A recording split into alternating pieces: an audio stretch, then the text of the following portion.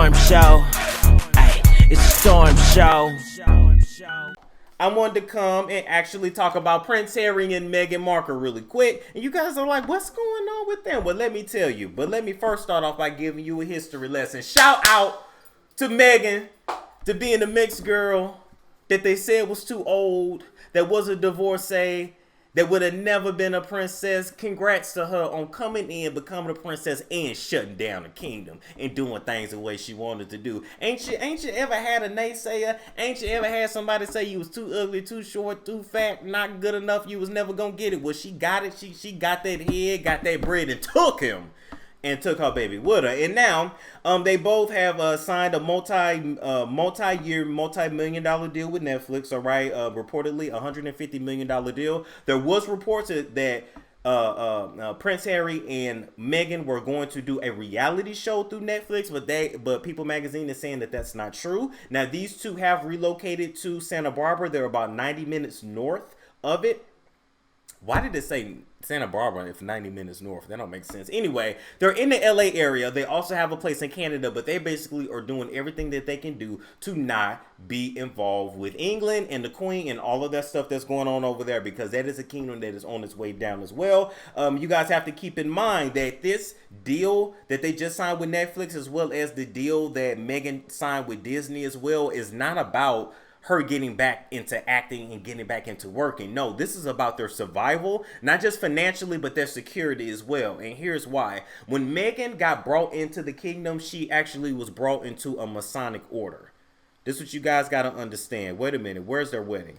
When she was brought in, she was brought into a Masonic order, because the Freemasons are the people who actually run the world. Not these people at these little frats at these little schools that ain't going nowhere. I mean, even though their practices are built off of this, it's like all copied off of it. They ain't doing shit. They ain't doing nothing but some charity work, okay? Well, the boule a little different, but boule is another story for another day. But the people that actually run the world and rule things are the ones that are doing the evil things. I can't get into much detail over here, and I'm not sure if she actually knew everything she was getting into, but that whole wedding ceremony was nothing more than a ritual of her crossing over and accepting everything that comes with being a princess, basically a ruler of the world. And so when she got in, she wasn't treated well. She wasn't treated well by the press. She didn't get along with Kate, which is Prince William's wife, because Kate wanted Harry to marry her best friend, and Prince William is cheating on Kate. Yes, Kate, he's cheating on you allegedly, okay? And we seen your titties on that beach, Princess Kate. You got some nice little titties for a skinny girl. But anyways, that's when the skinny girl got she was packing something up under that little skinny dress. You know, your man still let you eat, Princess Kate. But anyway, back on track.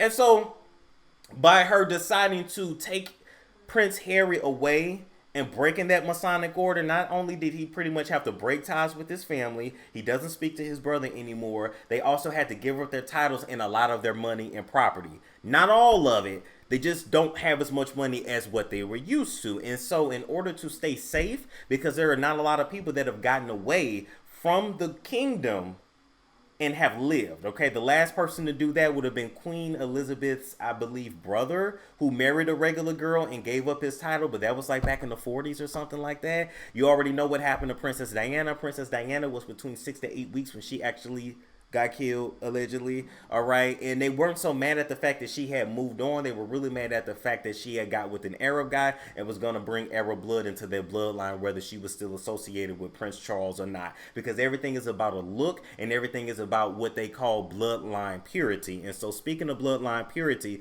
one of the reasons why the press over there in England hated Meghan so much is because she took them on a trip back down memory lane. Thank you for the donation. Back down memory lane.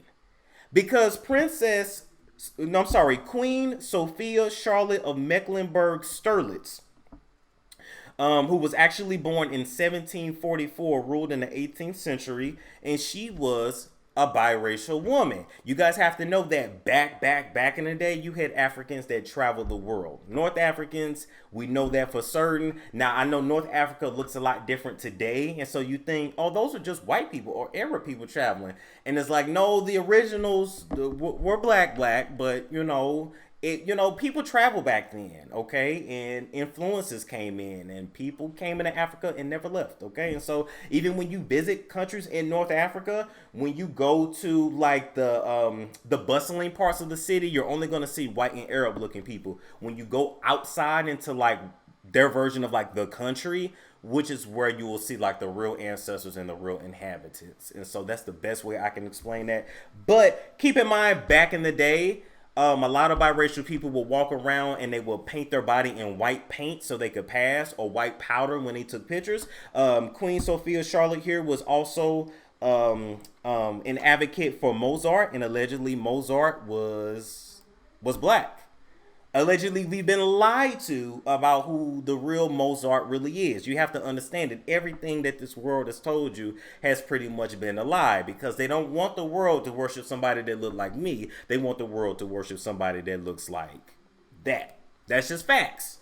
That's just facts. Okay, it is what it is. And so Queen Sophia Charlotte here, she was married to George III. They had 15 children, 13 lived. So she was a supporter of Mozart, and she was actually really a good lady that did a lot of good things. And now we got another biracial lady that came in and put that African blood back into the gene pool. Okay, because it takes 2 generations to wash black blood out, typically. You can even look at Diana Ross. Diana Ross got with got with the Jewish man, had her kids, and then them kids, they had mixed kids, they look white. So it takes 2 generations. So if you're looking to do that, that's how you know. If you're looking to get back, it's only going to take one to get back. Them African genes are strong. They're real strong. And so now, Queen Elizabeth, I know why you were so mad. And I know why you hated Meghan so much, because she reminded you of everything your family worked to get up out of its bloodline. I mean, look at this here. Look at the Queen Elizabeth II, the one that's surviving on blood now, still alive. Her daddy, George VI.